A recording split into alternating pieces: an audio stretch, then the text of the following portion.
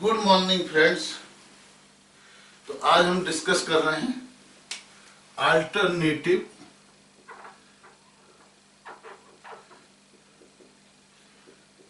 Alternative dispute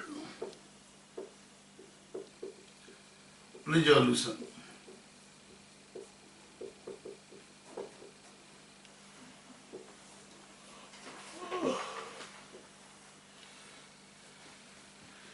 तो ये alternate dispute resolution क्या है? डिस्प्यूट तो आपको समझ में आता है झगड़ा, रिजोल्यूशन झगड़े को सॉल्व करना। यहाँ अल्टरनेटिव वर्ड क्यों लगाया कि एज पर लॉ कोई भी डिस्प्यूट रिजोल्यूशन का जो मीडियम है वो है filing the case in the court of law. और जो कोर्ट के अंदर जो केस फाइल करने का तरीका है उसमें टाइम, एनर्जी, समय सब कुछ बहुत ज्यादा लगता है।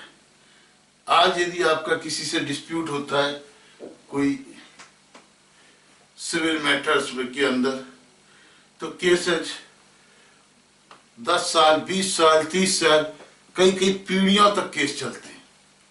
और जितने का केस की अमाउंट नहीं होती उससे ज्यादा वकीलों के फीस, कोर्ट के आने जाने के खर्चे, टाइम, बिजनेस सब कुछ सफर करता है।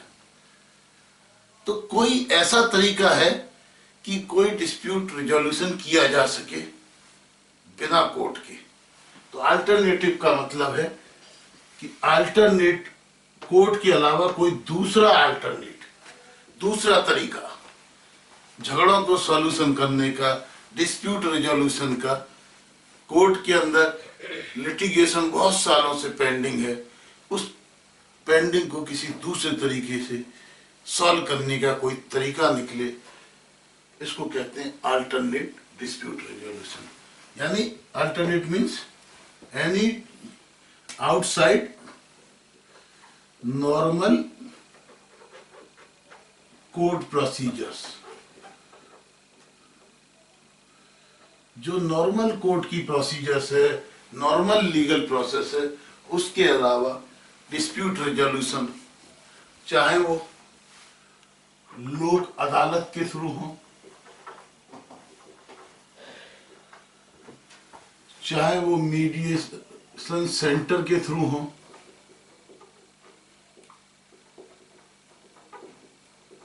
चाहे वो पंचायत के थ्रू हो,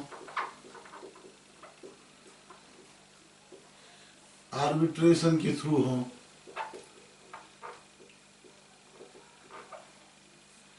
मीडिएशन के माध्यम से हो, कंसीलिएशन के माध्यम से हो,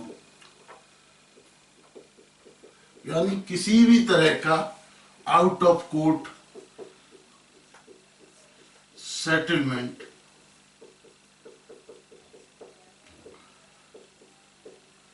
ये कहलाता है अल्टरनेटिव डिस्प्यूट रिजोल्यूशन। ठीक है, क्योंकि आपको पता है ये जो कोर्ट प्रोसेस है डिस्प्यूट रिजोल्यूशन का, ये पेन किलर की तरह, जैसे धीमे धीमे क्या होता है आपका दर्द है, भूलते जाते हैं आप, इसी तरह कोर्ट की प्रोसेस इतनी लंबी होती है, आदमी 1 साल, 2 साल, 5 साल, 10 साल, 20 साल कोर्ट के चप्पल घिसते घिसते, वकीलों को फीस देते देते कई बार उसको लगता है कि यदि जिस मैटर्स पे आपका कोई डिस्प्यूट है उस मैटर्स में जितनी मनी इन्वॉल्व नहीं थी उससे ज्यादा तो हम लोग उसको जीतने में खर्च हो गया।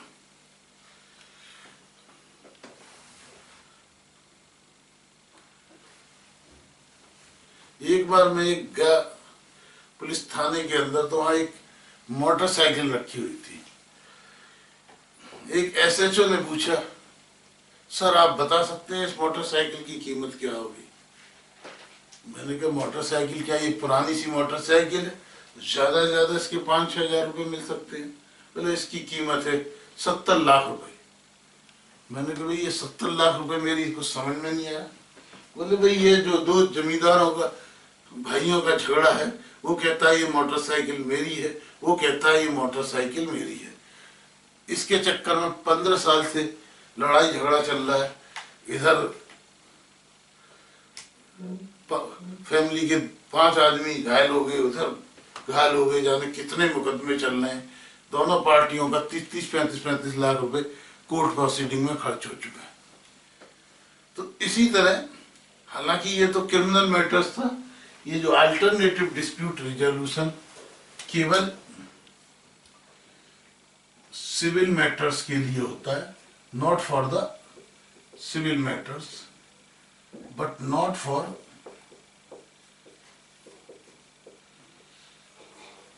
criminal matters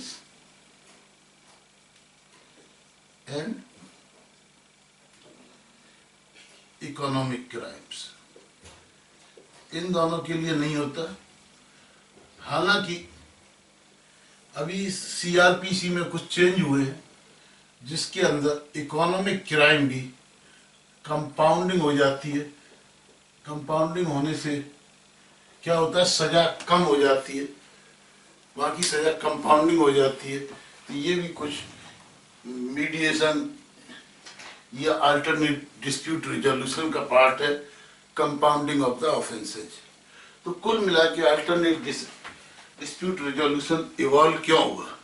इवॉल्व इसीलिए हुआ कि आपस के झगड़े, हालांकि आपको पता है गांव में पंचायतें बैठती हैं, खाप पंचायतें बैठती हैं, हर जगह सामाजिक संस्थाएं होती हैं, पारिवारिक संगठन होते हैं।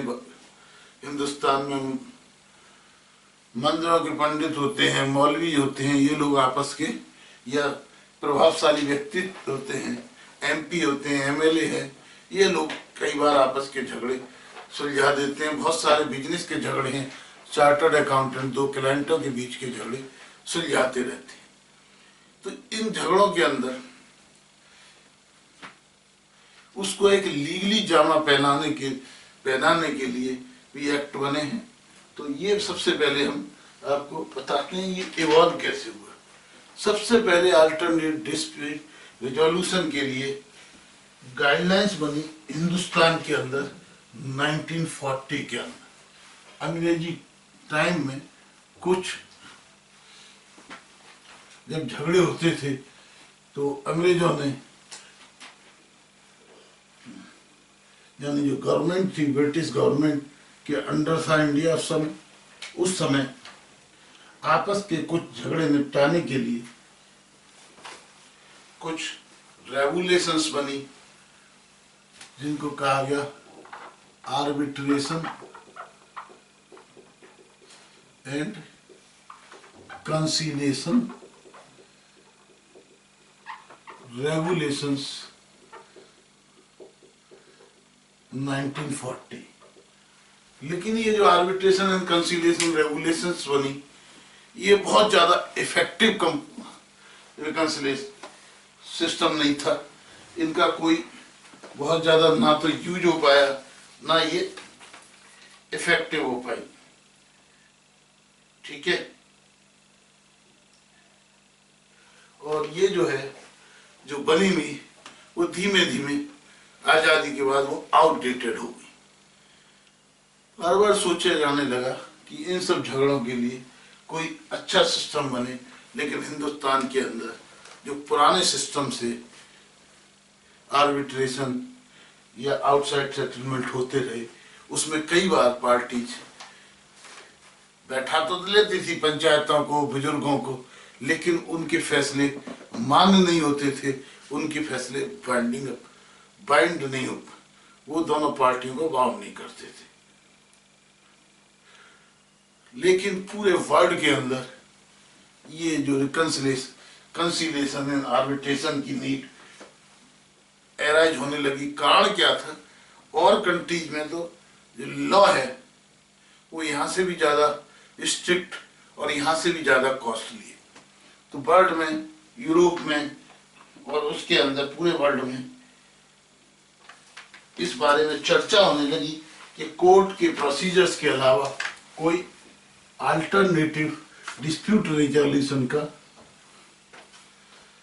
सिस्टम होना चाहिए। तो इसके सॉल्यूशन निकालने की बात धीमे धीमे यूएनओ, यूनाइटेड नेशंस जो ऑर्गेनाइजेशन है, सारे नेशंस की जो संस्था है यूएनओ, इसके अंदर भी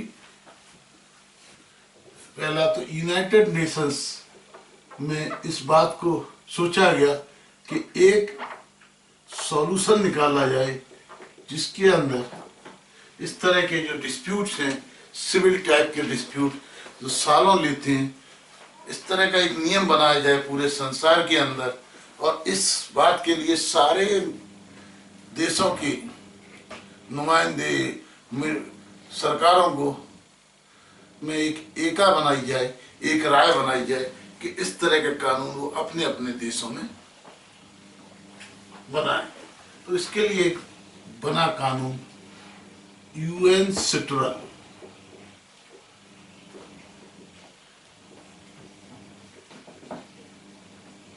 यूएन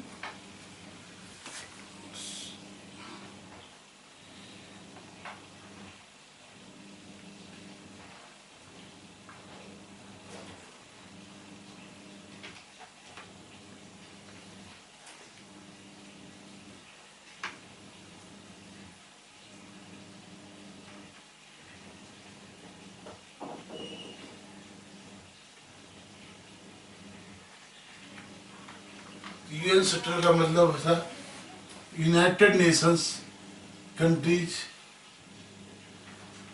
ट्रेड रेगुलेशंस लॉ।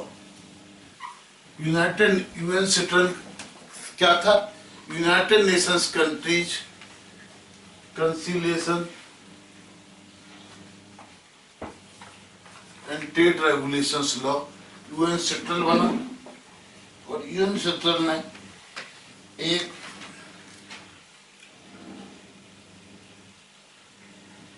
एक मॉडल लॉ बनाया, एक मॉडल लॉ बनाया जो पुराने जो 1885 का आर्बिट्रेशन एक्ट था उसका एक मॉडल स्वरूप था। जो पूरे वर्ल्ड में ये जो 1885 के आर्बिट्रेशन एक्ट थे उसका एक मॉडल सॉल्यूशन के रूप में एक यूएन सिट्रल लॉ बना।